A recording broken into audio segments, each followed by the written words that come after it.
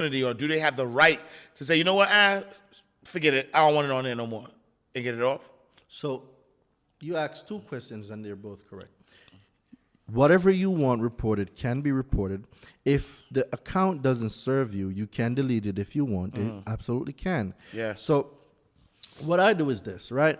If it's only a late payment, I just get the late payment off. I keep the account. I keep the history. Yeah. If it's negatively affecting me, Yeah. I delete what that negative thing is, because you don't have to delete the whole account. You can just delete the late payment.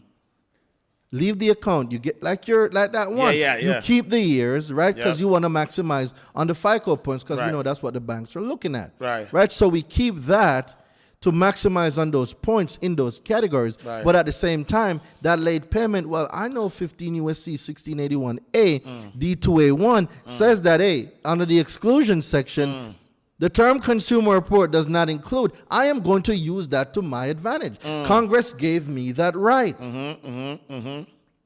So when you know, it's like, it's playing chess. Yeah. Right?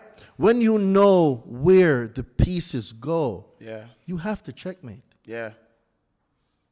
So consumer law teaches you how to maneuver the pieces. Do I want this on the account? Do I want that on the account? And earlier, in the beginning, you brought something up about debt collectors, right? Yeah. And the credit card debt and all that stuff. You know, a lot of people have so many debt collectors calling them. And what a lot of people don't know, there's people online saying that you have to pay debt collectors and you're supposed to send goodwill letters to delete late payments. Don't ever, like, if you are hearing the sound of my voice right now, do not ever send out a goodwill letter. Don't do it. See, like, forget everything you thought you knew about credit. Everything you think you knew about credit, that your auntie, your uncle, your brother, somebody told you about credit, forget all of it. Wow. The real truth to credit is consumer law. The things you are able to do with consumer law, you cannot do with anything else. Wow. For instance, 15 USC 1692 CC, right? We're in the FDCPA, the Fair Debt Collection Practices Act. And under the communication sections, when you go down to C, it says, in writing, a consumer can refuse to pay a debt collector.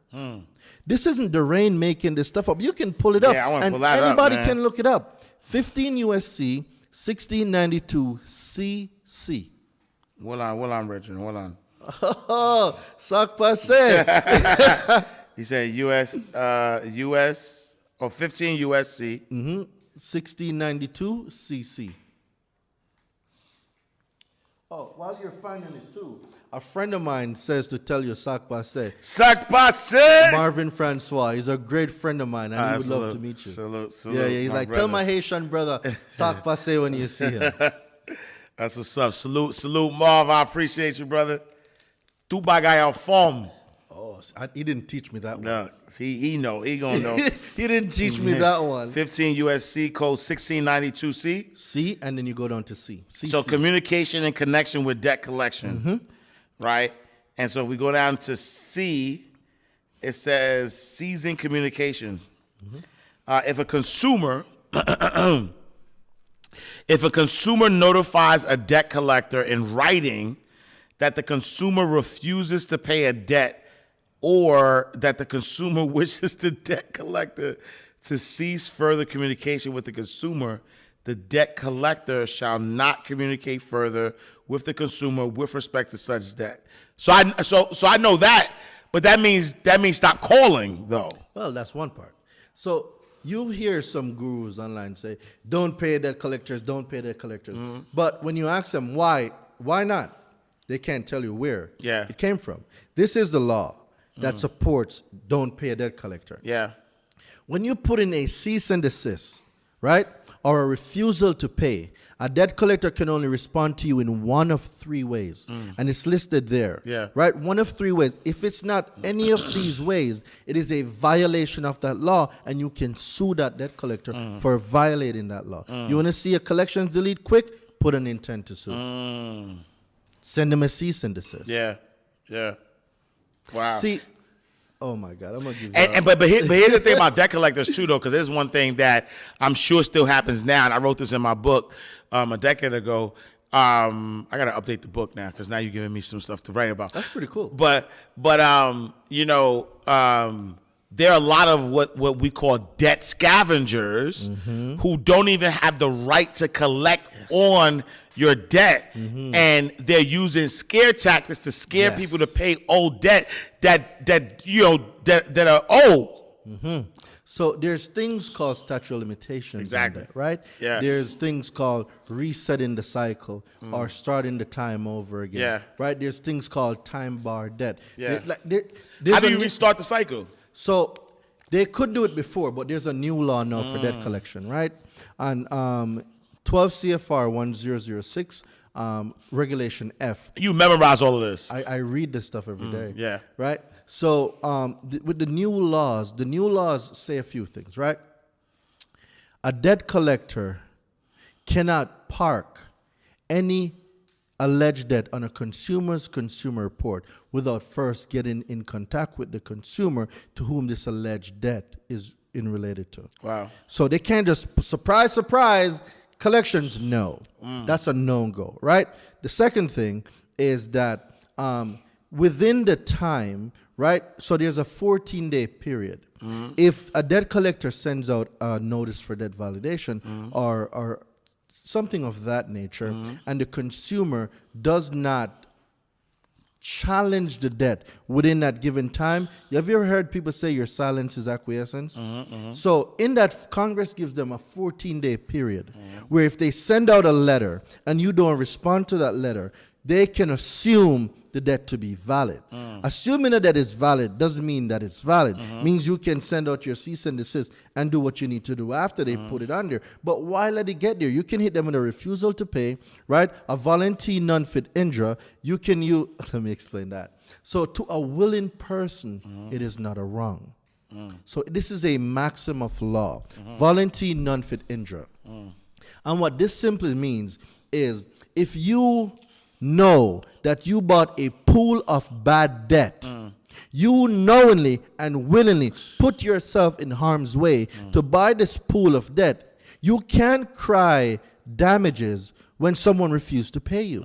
So the law, it's like me being a boxer and I got hit, right? And then I'm going to sue the person that hit me because I got hit. Right. Bro, you signed up to be a boxer. It's a part of you about to get hit. So if these hands aren't good, bro, stay out the ring. Right. So to a willing person, it is not a wrong. See, consumers don't know, and debt collectors know consumers don't know. They don't know volunteer non-fit injury, and that maxim stands true. So when you use these inside your debt collection letters, these are the fastest ways. Like if debt collectors are calling you, I send out any of my letters. I don't like making promises. Right? Because legally we can't make any promises. Right. But from the results I've seen with all my students, with everybody that's used my letters, debt collectors, I got one student. Shout out to my guy, Edwin. Edwin, I call him the collection killer. Edwin has gotten over 500 collection account deleted. When you know, like in the letters, they know who knows what. And a lot of people don't know that if they go to the Federal Trade Commission, which is another government website, and they look up banned, B-A-N-N-E-D, banned debt collectors, some of these fly-by-night debt collectors are debt buyers. They'll pop up on the list. All you got to do is let them know you know who they are. Bro, you're on the banned list. What are you doing calling me right now? A lot of people don't know these resources are out there. Right. Wow. But then they get swindled into these these scammers, bro. Wow. They get swindled into these fly-by-night companies. Wow. And they paid, and then they come to me and say, Daraine, I just paid this debt collector. Well, you already paid them, bro. Yeah. And so, I mean, this is like, I'm gonna have to rewatch this, right? Because I want to go back to some of the laws. I got to do my studying now to kind of figure this thing out. But you also mentioned that earlier in the show that you use the information that you learn from consumer law to also help others like credit repair agencies sort of like scale their business. Talk about that a little bit. So I train other credit repair business owners, right? Because, shout out to our mentor. I've developed a new skill and that I've used in my business. So over the course of a year, we literally scaled from 0 to 1.5 million, right? Based on the teaching and guidance of a coach. And, you'll hear a lot of old gurus out there, I'm not going to call no names, telling you that debt is bad and you're supposed to join the 40-40 club where you work for 40 years, 40 hours on 40% of your income, and that's not adjusted for inflation, and do all of this crazy stuff where you can get a mentor, cut that time down in half, reach your financial goals, because it is so easier to make a lot of money in a short period of time than it is to make a little bit of money over a long period of time. I try to tell them all the time. Yo, drop the word fast in the chat. Yo, I know y'all in the chat, y'all. It makes no sense for me to wait 40 years to make $1 million when I have coaches and friends that's doing it in a day. I've seen where our coach did 3.5 in 27 minutes. $3.5 million. In 27 minutes. Like, we got the code wrong. All right. I deployed, right, in 2020. I made about $85,000. Deployed to Kuwait. I'm in the military. Right? So thank you for your service. I appreciate it. Thank you for your support. Right? And when I deployed, the whole year, I read 140 books. I was averaging between 6 to 10 books a month. Wow. Right? And this is one of the pivotal moments that changed the way I think. Wow. Right? So my whole deployment, I made around 85,000. A whole year, gone. Right? Then I came back home, paid a mentor to teach me how to do it faster. My first month after paying that mentor, I made $97,000. Wow. That's when I knew the math was wrong. In 1 month? 1 month. Wow. 1 month after the training, I made $97,000. Wow. That's when I knew the math was wrong. Right? And then every month after that, I'm averaging between $100,000 to $120,000 a month. Wow.